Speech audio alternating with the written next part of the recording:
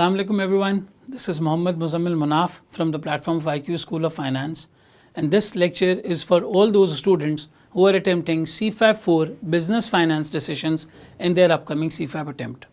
आज का ये लेक्चर एक स्मार्ट ओरिएंटेशन है जिसके अंदर हम CFAP 4 BFT के बारे में तमाम बातें करेंगे। हमारे एजेंडा के अंदर 5 चीज़ें इन टोटल आती हैं। सबसे पहले इस सब्जेक्ट का रोड मैप, क्या क्या चीज़ें इसके अंदर शामिल हैं। आप में से बहुत सारे स्टूडेंट्स का इस वक्त कैफ क्लियर हो चुका है और वो शायद अपनी पहली या दूसरी अटैम्प्ट के लिए BFD का पेपर अटैम्प्ट करेंगे, BFD का पेपर ऑप्ट करेंगे। ये जानना बहुत ज़रूरी है कि इस एग्ज़ाम के अंदर वो कौन कौन से कंपोनेंट्स हैं, वो कौन कौन से सेक्शंस हैं और उनकी वेटेजेस क्या हैं as per ICAP's grade. ICAP ने अपनी सिलेबस में जो ग्रेड दी हुई है।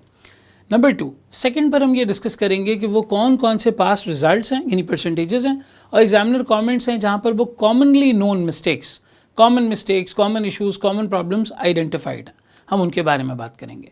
नंबर 3, हम तीसरे नंबर पे ये डिस्कस करेंगे कि हमारा इन टोटल एक इस पेपर को पास करने की स्ट्रैटेजी क्या होनी चाहिए, क्या तरीक़ाकार होना चाहिए, किस तरीके से हमें इस पेपर को लेके चलना चाहिए। The smart road map to clear BFT, to clear business finance decisions. Number 4, हम ये डिस्कस करेंगे कि हमारा स्टडी प्लान इस पूरी चीज़ को लेकर क्या होगा, और ये जो अगले 5-6 महीने का पीरियड है जब आप इस एग्ज़ाम को टेकअप कर रहे हैं या पढ़ रहे हैं, तो आपका एक कंप्लीट रोड मैप, एक तरीक़ाकार क्या होना चाहिए इसको पढ़ने के एतबार से। और 5वें नंबर पे एजेंडा आइटम के अंदर थोड़ा सा मैं अपने बारे में एक इंट्रोडक्शन दे दूँगा कि इस पेपर को किस तरीके से मैं लेकर चलूँगा और मेरा एक्सपीरियंस, वर्क एक्सपीरियंस वगैरह क्या है। तो आइए चले शुरू करते हैं। सबसे पहले आता है हमारे पास CFAP 4 का एक कंप्लीट ओवरव्यू। देखिए, ये वर्ड बिजनेस फाइनेंस डिसीशंस, इसके अंदर 3 चीज़ें मौजूद हैं। बिजनेस का वर्ड भी आपके सामने आ रहा है, फाइनेंस का वर्ड भी आपके सामने आ रहा है, और डिसीशंस का वर्ड भी आपके सामने आ रहा है। सबसे पहले वर्ड डिसीशन की बात करें तो ये एक डिसीशन मेकिंग बेस्ड एग्ज़ाम है। इस एग्ज़ाम के अंदर आप एक फाइनेंशियल एडवाइज़र की तरह, एक फाइनेंशियल कंसल्टेंट की तरह, एक ऐसे बंदे की तरह जो कंपनी में बैठकर फाइनेंशियल डिसीशंस लेता है, इसकी तरह सोचेंगे, और फिर आपकी जो डिसीशन मेकिंग है वो आपके आंसर्स के अंदर या आपके सॉल्यूशंस के अंदर रिफ्लेक्ट कर रही होगी। जहाँ तक बिज़नेस का एलिमेंट मौजूद है, फाइनेंस का एलिमेंट मौजूद है, ये दोनों भी यहाँ पर आके डिस्कस होंगे। ऑल इन ऑल अगर मैं इसकी ग्रेड को डिवाइड करूँ, इस पेपर की ग्रेड को डिवाइड करूँ, तो 3 चीज़ें इसके अंदर शामिल होती हैं। सबसे पहले आ जाता है इन्वेस्टिंग डिसीशन, कि भाई कंपनी के पास जो पैसे हैं, कंपनी के पास जो फंड्स हैं, कंपनी के पास जो कैपिटल है, उस पैसे को लगाना कहाँ पर है। आपके BFD के एग्ज़ाम के अंदर ये वाला एरिया सबसे ज़्यादा बड़ा है, और जैसा कि आप देख सकते हैं इसकी वेटेज 50% है। इन्वेस्टिंग डिसीशंस, कंपनी को पैसे कहाँ लगाने चाहिए। भाई आज तक आप अकाउंटिंग में पढ़ते थे, कंपनी ने एसेट ख़रीदा, डिप्रिसिएशन की, ये अकाउंटिंग है। कंपनी ने एसेट बेच दिया, डिस्पोजल की, ये अकाउंटिंग है। कंपनी ने एक्सपेंसेस किए, इसके ऑडिट प्रोसीजर्स ये हैं। कंपनी ने फलाना काम किया, इसके ये प्रोसीजर्स ये हैं। थोड़ा बहुत आपने अपने पास्ट में कैफ 6 MFA के सब्जेक्ट के अंदर इन्वेस्टमेंट अप्रेजल को समझने की कोशिश की होगी, लेकिन वहाँ पे भी जो बेसिक हमारा तरीकाकार होता था वो ये होता था कि हम NPV कैलकुलेट कर लें, IRR कैलकुलेट कर लें और एक सिंपल डिसीजन मेकिंग कर लें कि यहाँ पर इन्वेस्ट करना है या नहीं। BFT के अंदर CFAP 4 बिजनेस फाइनेंस डिसीशंस के अंदर थोड़ा सा हम इन डिटेल जाएंगे, और इन डिटेल जाके न सिर्फ बेसिक इन्वेस्टमेंट अप्रेजल के एरिया को देखेंगे, बल्कि इसके साथ कुछ एडवांस मेथड्स जैसे कि पे बैक पीरियड, जैसे कि IRR की मुख्तलिफ सूरतें, इसके अंदर MIRR एक टॉपिक हमारे पास मौजूद है। इस तरह की एडवांस टेक्निक्स को भी अंडरस्टैंड करेंगे कि एक इन्वेस्टमेंट को एनालाइज करने के कितने तरीके होते हैं। एडजस्टेड प्रेजेंट वैल्यू हो, NPV हो, IRR हो, MIRR हो, पे बैक पीरियड हो, अकाउंटिंग रेट ऑफ रिटर्न हो, ये सारी चीज़ें हमारे पास इस इन्वेस्टिंग डिसीजन के स्कोप में इस 50% वाले एरिया के अंदर शामिल होती हैं। फिर mergers and acquisitions, business valuation. Normally हमने MFA के अंदर थोड़ा बहुत वैल्यूएशन का एंगल देखा है, जहाँ पे हमने डिविडेंड वैल्यूएशन मॉडल और थोड़ी बहुत introduction capital asset pricing model की देखी है। लेकिन ऑल इन ऑल एक कंपनी को वैल्यू करने के कितने तरीके होते हैं, एक कंपनी की वैल्यू डिटर्मिन करने के कितने मेथड्स होते हैं, ये सारे के सारे हमारे पास इस बिजनेस वैल्यूएशन के एरिया में आएंगे। और फिर उसके बाद कंपनी की मर्जर्स और कंपनी के एक्विजिशंस को कैसे अंडरस्टैंड किया जाता है, कैसे उसको इवैल्यूएट किया जाता है, कैसे वहाँ पे वैल्यू वगैरह डिटर्मिन की जाती है, और ये देखा जाता है कि ये मर्जर या ये एक्विजिशन हमें करना चाहिए या नहीं करना चाहिए। ये सारा का सारा आपकी इस 50% वाली ग्रिड के अंदर शामिल है। किसी टाइम पर आपने सुना था कि वारिद और मोबिलिंक का मर्जर हुआ था, और इस तरीके से बहुत सारी कंपनीज़ का पास्ट में पाकिस्तान के अंदर मर्जर हो चुका है, या एक कंपनी ने दूसरी कंपनी को एक्वायर कर लिया। 2012 ICI के बारे में सुनते हैं, लकी सीमेंट ने एक्वायर किया। रिसेंटली लॉटे केमिकल एक पाकिस्तान की बड़ी कंपनी, इसके बारे में सुनने में आ रहा था कि इसे एक्वायर किया जा रहा है। हेंस बहुत सारी ऐसे मर्जर्स और एक्विजिशंस होते हैं। 50% आपका एरिया इस चीज़ पर डिटर्मिंड है BFD के अंदर कि आप अपने पैसों को कहाँ इन्वेस्ट करते हैं, उन पैसों को कहाँ पे लगाया जाता है। ये 50% एरिया आपके एग्जाम में ग्रिड A या ग्रिड 1 आप इसको कह सकते हैं, जिसके अंदर आता है, जहाँ पे सारी डिसीजन मेकिंग इस हवाले से होती है कि एक बिज़नेस को, कंपनी को पैसे लगाने कहाँ चाहिए। अकाउंटिंग में, ऑडिटिंग में, रिपोर्टिंग में आपने उनकी ट्रीटमेंट या ट्रांजैक्शन का तरीकाकार तो पढ़ा है, लेकिन वो पैसे वहाँ लगाना वर्थवाइल है या नहीं, फ़ायदेमंद है या नहीं, करना चाहिए या नहीं करना चाहिए, ये सारी की सारी चीज़ें आपकी इन्वेस्टिंग डिसीजन मेकिंग के अंदर आ जाती हैं। फिर नंबर 2 हमारे पास आ जाता है फाइनेंसिंग डिसीजंस। भाई जो पैसे कहीं लगाने हैं, जो इन्वेस्टमेंट कहीं पर करनी है, वो पैसे आएंगे कहाँ से? क्या वो हमारे अपने पैसे हों यानी कि इक्विटी, या वो पैसे हम किसी से उधार लेकर आ जाएं यानी कि डेट। सोर्सेज ऑफ फाइनेंस थोड़ा बहुत आपने इसकी इंट्रोडक्शन भी कैफ 6 MFA के अंदर पढ़ी है, लेकिन यहाँ पर हम काफ़ी उसका इन डेप्थ एनालिसिस करेंगे। डेप्थ में जाके देखेंगे कि डेट कंपनी पर क्या इफेक्ट छोड़ता है, इक्विटी कंपनी को क्या फ़ायदे देती है, राइट इशू के अंदर क्या कॉम्प्लेक्सिटीज़ आती हैं, डिविडेंड पॉलिसीज़ के अंदर क्या चीज़ें जो है वो शामिल होती हैं, डेट से पैसा कब रेज़ करना चाहिए, इक्विटी से पैसा कब रेज़ करना चाहिए, इसकी इंप्लीकेशंस बिजनेस के ऊपर क्या होंगी, weighted average cost of capital कैसे कैलकुलेट होगा, weighted average cost of capital को लोएस्ट कैसे रखा जाएगा, कंपनी की मार्केट वैल्यू पर उसका क्या इम्पैक्ट होगा, सो ऑन सो फोर्थ। ये बहुत सारी चीज़ें यहाँ पर जो है वो फाइनेंसिंग डिसीजन के अंदर हमारे पास देखी जा रही होंगी। ये एरिया आपका 25% है।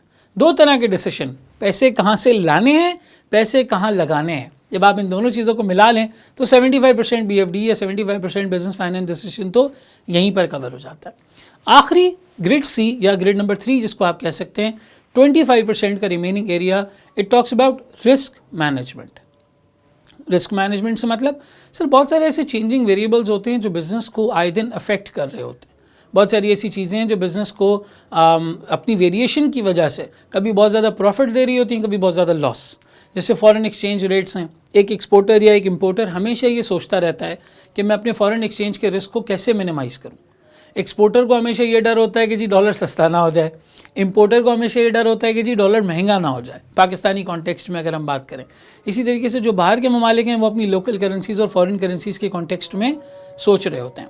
Eight the same time risk management के अंदर फॉरेन एक्सचेंज और फॉरेन एक्सचेंज के साथ साथ इंटरेस्ट रेट, आज जैसे कि हम बात करें तो पाकिस्तानी इकोनॉमी के अंदर इन्फ्लेशन की नज़र इंटरेस्ट रेट बहुत ज़्यादा बढ़ चुका है। तो ये इंटरेस्ट रेट्स भी जब बढ़ते हैं, कंपनीज ने लोन्स लिए हुए होते हैं, उनकी इंटरेस्ट कॉस्ट बहुत ज़्यादा बढ़ जाती है।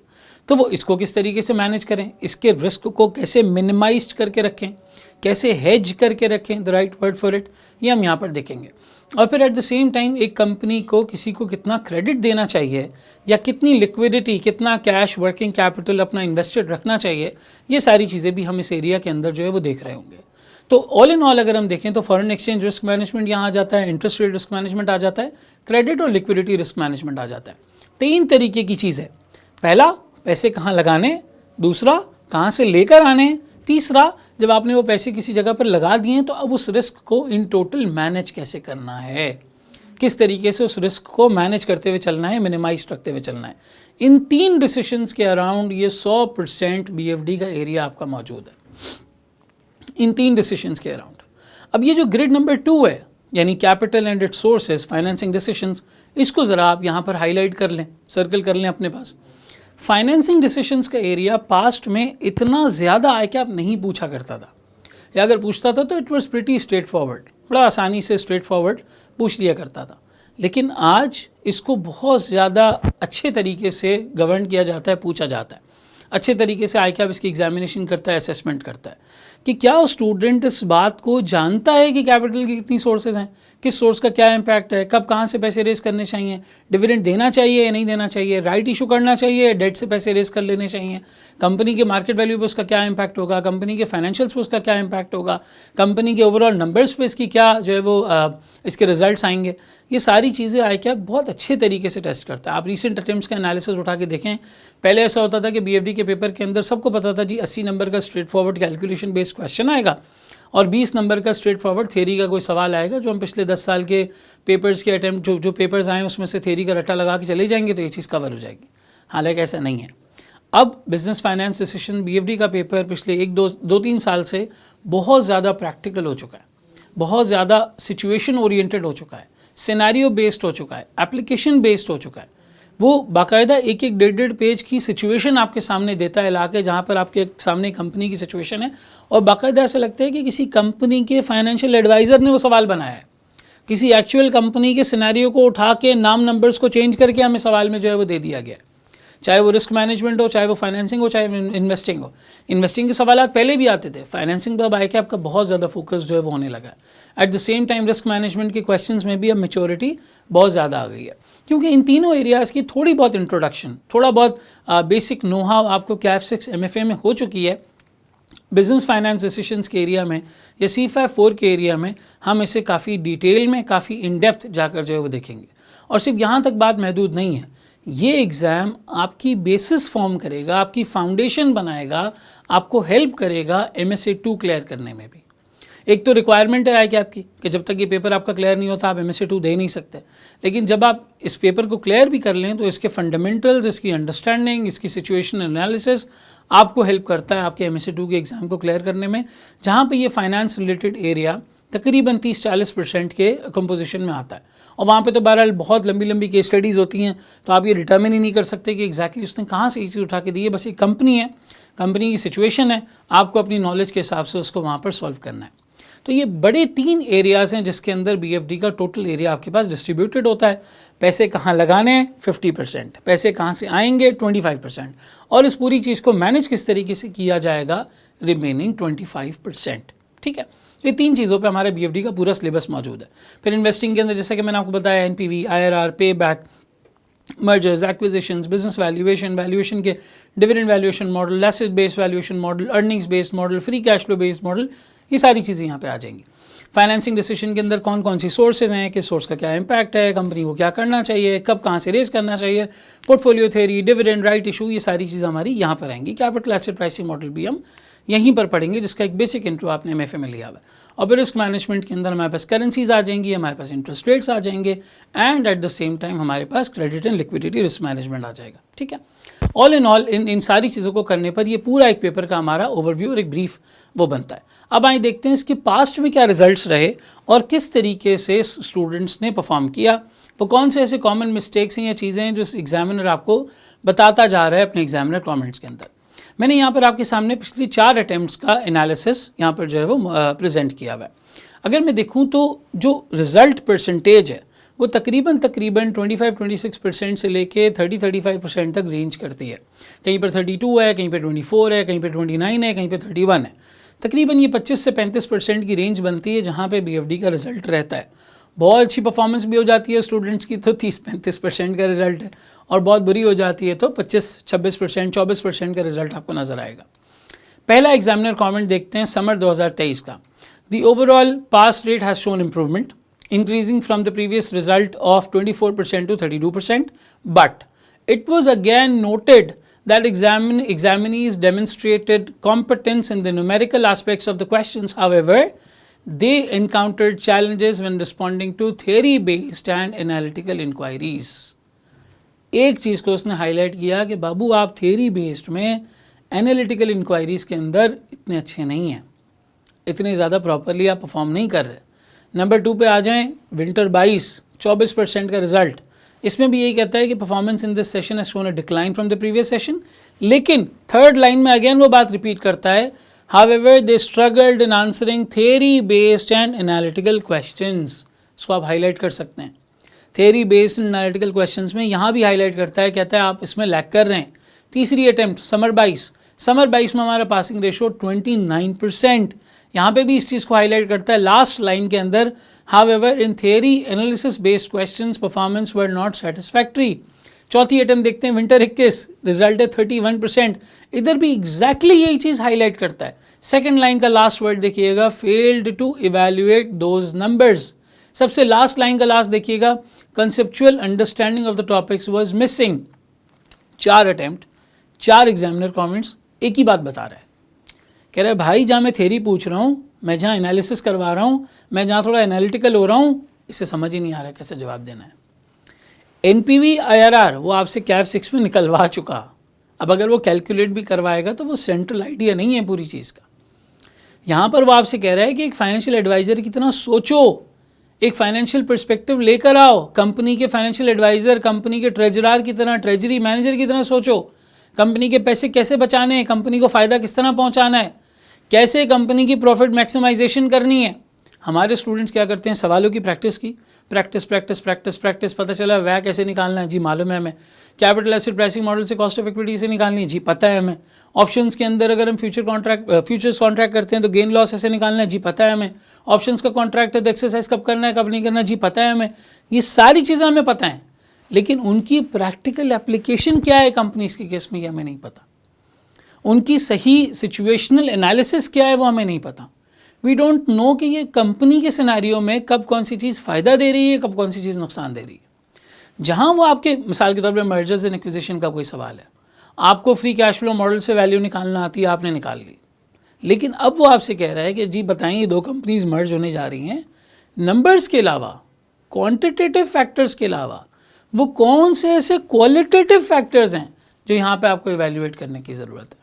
बस जहाँ वो क्वालिटेटिव फैक्टर्स की बात आती है, जहाँ रीजनिंग की बात आती है, जहाँ वो कहता है evaluate the decision, discuss the decision, recommendation दो, अपनी रेकमेंड करो कंपनी को क्या करना चाहिए, वहाँ हमारा ये पाकिस्तानी बच्चा, पाकिस्तानी स्टूडेंट नहीं परफॉर्म कर पाता। 4 अटेम्प्ट्स के 4 एग्जामिनर कमेंट्स मैंने आपको हाईलाइट करके बता दिए, सेम बात हर जगह रिपीट कर रहा है। इसका मतलब क्या है?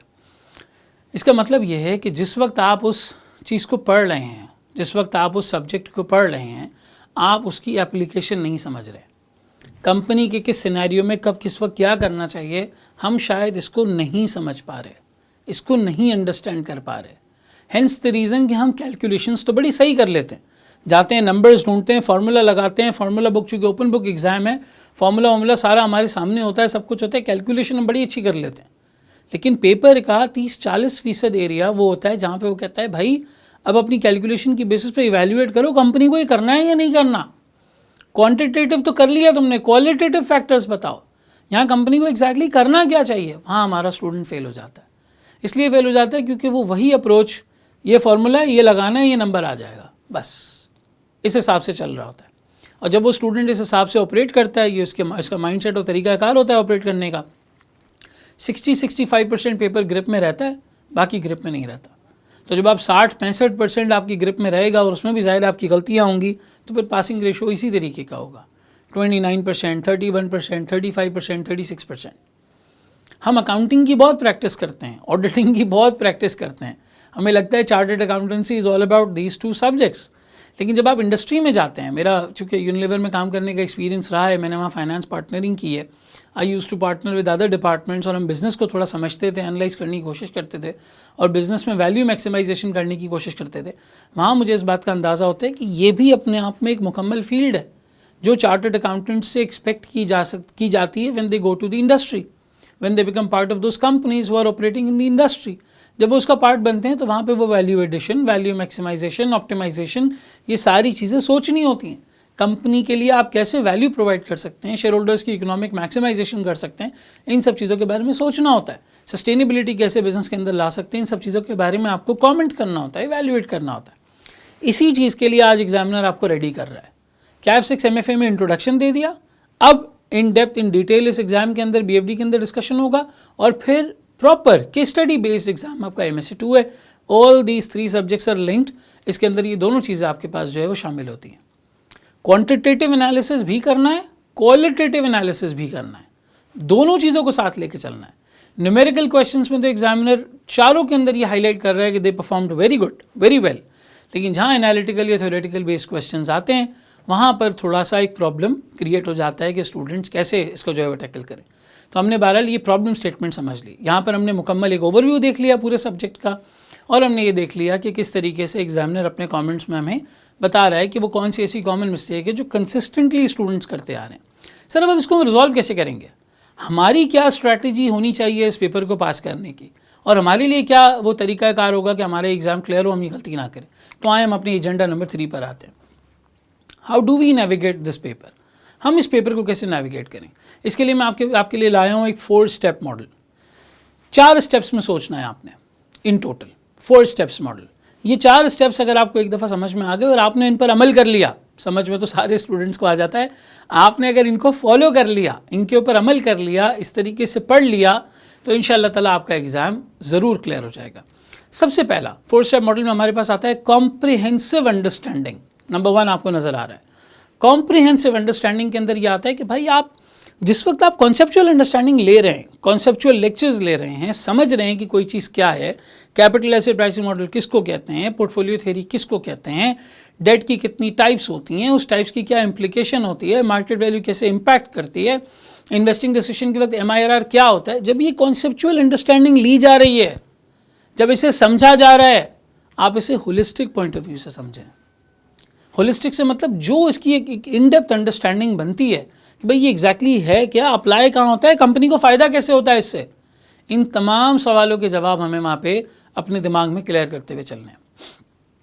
और पढ़ते वक्त जब हम इनके कॉन्सेप्ट्स को पढ़ रहे हैं, समझ रहे हैं, उस वक्त हमने इन्हें कवर करते हुए चलना है। इसके साथ साथ आप एक ब्रॉडर अंडरस्टैंडिंग लें कि ये आपस में कैसे कनेक्टेड है, आपस में कैसे इनका इंटरलिंक बन रहा है, कैसे कौन सी चीज़ एक दूसरे के साथ इम्पैक्ट कर रही है। सबसे पहले आपने एक होलिस्टिक, प्रॉपर, ज़बरदस्त किस्म की अंडरस्टैंडिंग लेनी है, बहुत ज़बरदस्त किस्म की अंडरस्टैंडिंग लेनी है। पढ़ते हुए कॉन्सेप्ट्स को पढ़ते हुए क्लियर, अगर कहीं पे कोई चीज़ रह जाती है, मैं आगे आपको बताऊंगा कि आपका क्वेश्चन आंसर्स पूछने का क्या तरीकाकार होगा, क्वेरीज वगैरह क्या तरीकाकार होगा, वो सब मैं आपको क्लियर करता हूँ। लेकिन कहीं पर इस तरह की कोई चीज़ है, आपने सवाल पूछना है और अपनी चीज़ को क्लियर करना है। Number 2, real world application.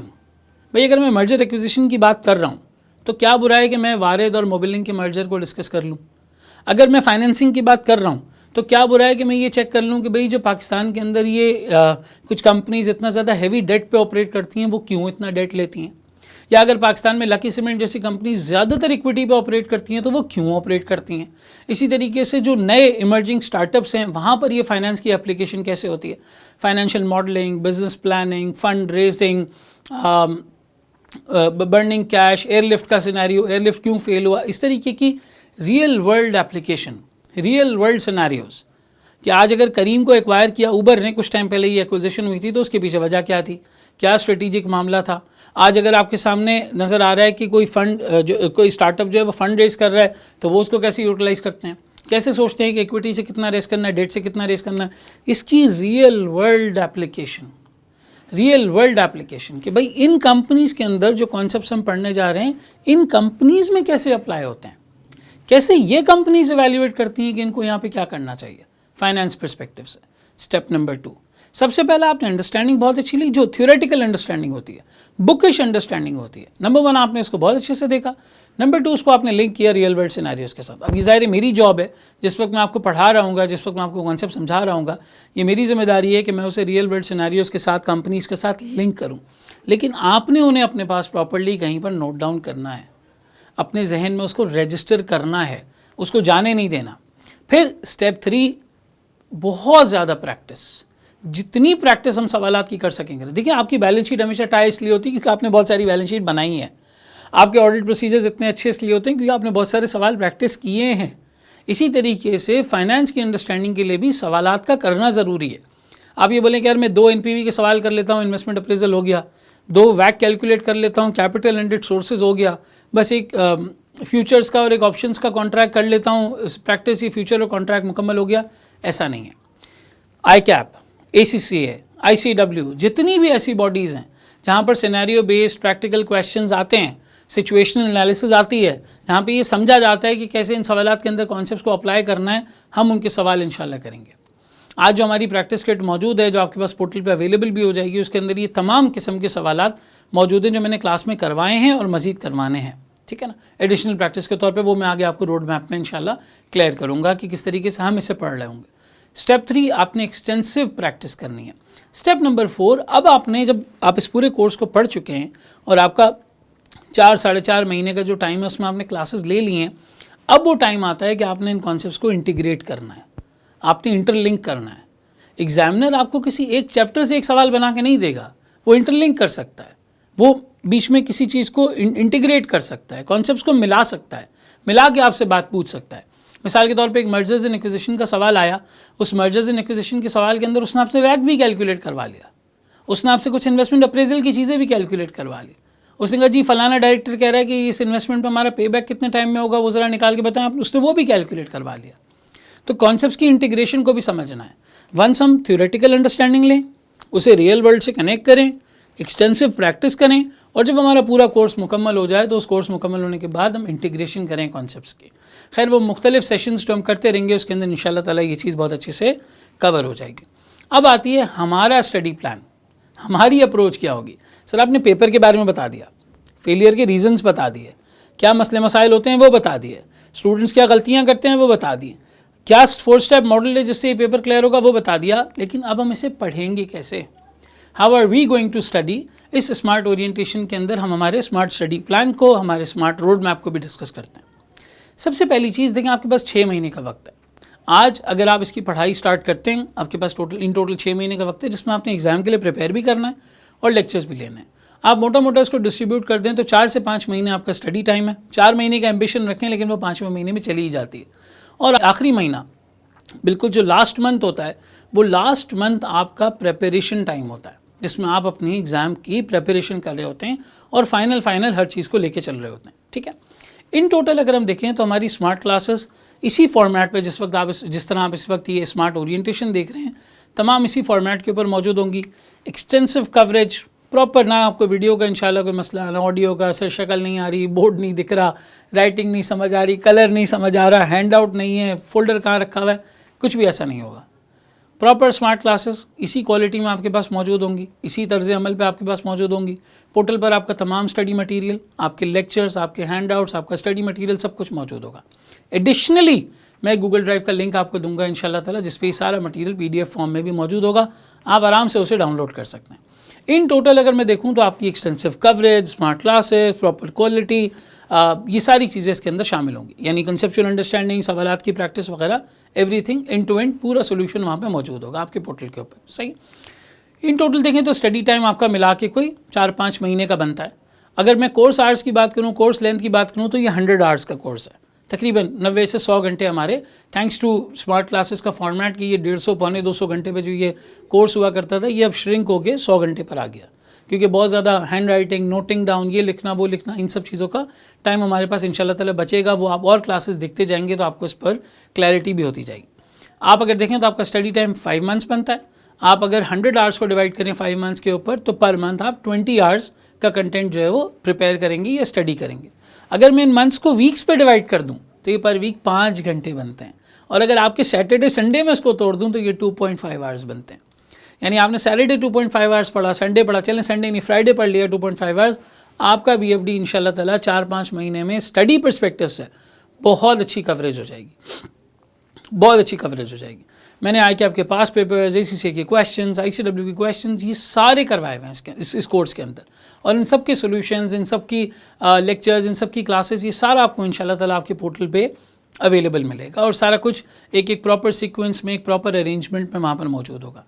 आपने निकालने हैं वीक के 5 घंटे, बस आप वीक के 5 घंटे निकाल लें, उसे प्रॉपरली पढ़ लें, अपना रजिस्टर मेंटेन कर लें, प्रॉपर नोटिंग्स कर लें, आपका काम वहाँ पर मुकम्मल हो जाता है।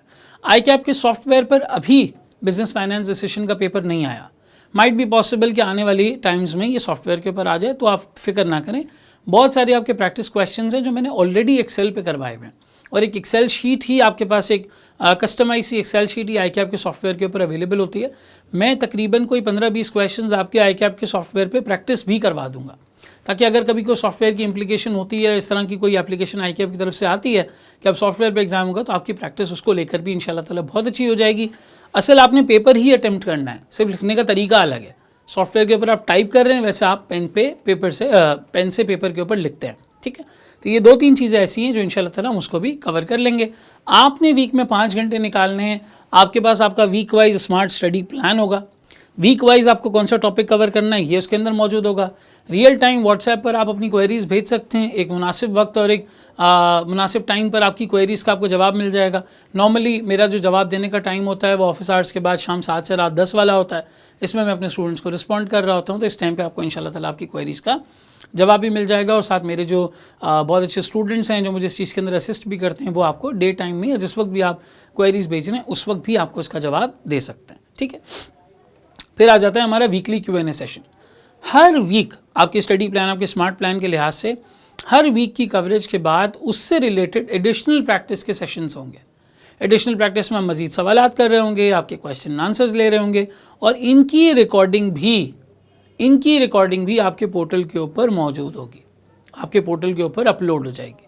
इनकी रिकॉर्डिंग भी वहाँ पर मौजूद होगी। आप जाएँ, आप आराम से ईजी अपना Q&A सेशन वगैरह सारा कुछ वहाँ पर देख सकते हैं। अगर आपसे वो सेशन मिस हो गया, जो स्टूडेंट ज्वाइन करेंगे वो सवाल भी पूछ सकते हैं, लाइव इंटरेक्शन भी कर सकते हैं और एडिशनल प्रैक्टिस का पार्ट भी बन सकते हैं।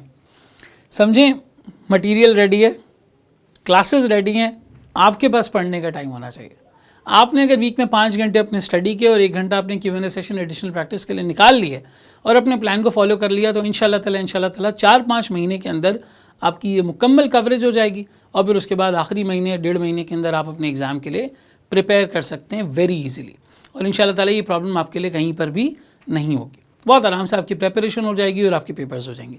पढ़ाते हुए मैं इस चीज़ का ख़ास ख्याल रखूँगा कि आपकी प्रैक्टिस बहुत एक्सटेंसिव हो और उसके साथ साथ आपकी कॉन्सेप्चुअल अंडरस्टैंडिंग इस तरह की हो कि ओवरऑल लेवल पे आपकी प्रैक्टिकल सिनेरियोज़, आपकी प्रैक्टिकल सिचुएशंस, किस तरीके से एग्ज़ाम में आपने थ्योरी बेस्ड क्वेश्चन को जवाब देना है, ये सारा कुछ कवर होता हुआ चले। लास्ट में इस पूरी स्मार्ट ओरिएंटेशन के एजेंडा में सबसे आखिरी आइटम, थोड़ा सा इंट्रोडक्शन मैं अपने बारे में दे दूँ। My name is Mohammad Muzammil Munaf, मैं क्वालिफाइड चार्टर्ड अकाउंटेंट हूँ, मैं एसोसिएट चार्टर्ड अकाउंटेंट। मैंने 2018 में अपनी आर्टिकल्स PwC से मुकम्मल की और PwC में ही एज असिस्टेंट मैनेजर स्टे किया। CA से पहले अगर आप बात करें तो मेरी एजुकेशन आखन हायर सेकेंडरी स्कूल से रही और उससे पहले आखन यूनिवर्सिटी एग्जामिनेशन बोर्ड से मैंने अपना मेट्रिकुलेशन वगैरह ही सारा कुछ क्लियर किया। PwC में एज असिस्टेंट मैनेजर रुकने के बाद, ऑडिटिंग में काम करने के बाद, I went to KPMG Saudi Arabia, came back to Pakistan in about a year and then joined Unilever Pakistan. Unilever Pakistan के अंदर मैंने फाइनेंस पार्टनरिंग का रोल किया। वहाँ पर मैं बिज़नेस के साथ पार्टनर करता था और प्योरली इस फाइनेंस रिलेटेड चीज़ों की एप्लीकेशन मैंने वहाँ पे देखी। जो सब्जेक्ट मैं आज आपको पढ़ा रहा हूँ इंडस्ट्री में एग्जैक्टली वही कैसे अप्लाई होता है, इसे मुकम्मल तौर पे मैंने अप्लाई होता हुआ देखा। यूनिलीवर के बाद आई डिसाइडेड कि अब मेरी फाइनेंशियल जो फाउंडेशन है वो अच्छी खासी क्लियर्ड है, मुझे अल्हम्दुलिल्लाह बड़ा मज़ा आया इस तरह की काम करने में, तो मैंने अपनी कंसल्टिंग स्टार्ट की, both from a listed equity perspective from the name of Well Advisors and private equity perspective from the name of Empirica Solutions. ये मैनेजमेंट कंसल्टिंग फर्म्स हैं जिनका अल्हम्दुलिल्लाह आज मैं पार्ट हूँ, मेरे साथ एक टीम मौजूद है and this is my entrepreneurial move जहाँ पे मैंने अपनी कंसल्टिंग स्टार्ट की। लिस्टेड इक्विटी के अंदर हम अपने क्लाइंट्स को किस तरीके से फैसिलिटेट करना है from a listed investment perspective ये देखते थे। आहिस्ता आहिस्ता ये काम करते हुए हमें बिज़नेस के प्रॉब्लम्स पता चले, उनके सॉल्यूशंस पर काम किया। प्राइवेट इक्विटी की साइड पे फंड रेजिंग है, इक्विटी रेजिंग है, कैपिटल है, बिज़नेस के सॉल्यूशंस हैं, सिस्टम्स हैं, ऑटोमेशन है, इस तरह के तमाम वर्टिकल्स की सर्विसेज अल्हम्दुलिल्लाह ऑफ़र करना स्टार्ट की। तो ये मैनेजमेंट कंसल्टिंग का जो एक्सपोजर है मुझे प्योरली बिज़नेस से कनेक्ट करता है, फाइनेंस से कनेक्ट करता है और जो चीज़ें मैं आप लोगों को BFD के अंदर पढ़ाऊँगा वो प्रैक्टिकली अप्लाई करने का मौका देता है। और इसके साथ साथ टीचिंग से मेरी एफिलिएशन अल्हम्दुलिल्लाह इट्स बीन फ्रॉम 2010 से मैं तकरीबन जो है मैं पढ़ा रहा हूँ, इट्स बीन 13 ईयर्स नाउ। और 2015 से मैंने चार्टर्ड अकाउंटेंसी के स्टूडेंट्स को पढ़ाना शुरू किया विद सम अदर इंस्टीट्यूट्स। जब से IQ school of finance form हुआ है बैक इन अक्टूबर 2020, मैं तब से IQ स्कूल ऑफ फाइनेंस के साथ हूँ।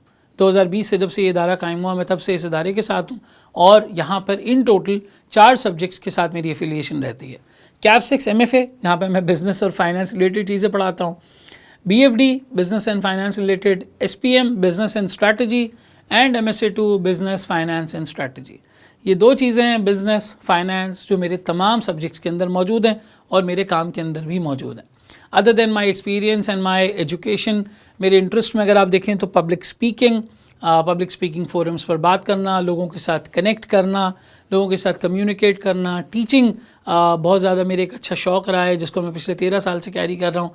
थोड़ा बहुत बुक रीडिंग वगैरह और जब फारिग वक्त मिल जाए तो दोस्तों के साथ थोड़ा सा टाइम स्पेंड करना या आउट स्टेशन वगैरह पर चला जाना। तो ये कुछ चीज़ें हैं मेरे बारे में। और एक 13 साल की इस जर्नी के अंदर मैंने स्टूडेंट्स का माइंडसेट पढ़ने का, समझने की जो है वो कोशिश की है, उनको समझने की कोशिश की है कि वो कौन से प्रॉब्लम्स हैं, वो कौन से इश्यूज़ हैं जो स्टूडेंट्स नॉर्मली फ़ेस करते हैं। और उस पूरे एक्सपीरियंस को न सिर्फ वो जो मैं अपने काम में जो है वो इवैल्यूएट करता हूँ, बल्कि उन 13 सालों का एक्सपीरियंस जो मेरा स्टूडेंट्स के साथ रहा है उसे मैं प्रैक्टिकली अप्लाई करने की कोशिश करता हूँ, पढ़ाते हुए उनकी एग्जांपल्स देने की कोशिश करता हूँ ताकि स्टूडेंट्स उससे रेजोनेट करें, कनेक्ट करें, और ना सिर्फ वो उनको उनके प्रोफेशनल एग्ज़ाम्स में काम आए बल्कि एट द सेम टाइम उन्हें उनकी ज़िंदगी के अंदर भी काम आए, पर्सनल और प्रोफेशनल लाइफ के अंदर भी काम आए। ठीक है, तो आप लोगों का स्मार्ट स्टडी प्लान BFD के स्टूडेंट्स के साथ इंशाल्लाह ताला शेयर कर लिया जाएगा। पोर्टल के बारे में भी आपको पूरी अवेयरनेस, किस तरीके से क्लासेस वगैरह जो है वो लेनी है, उस सब के बारे में भी शेयर कर लिया जाएगा। आप व्हाट्सएप ग्रुप ज्वाइन कर सकते हैं BFD का, और फ्री ट्रायल, फ्री एक्सेस वगैरह अगर आप लेना चाहें तो ले सकते हैं।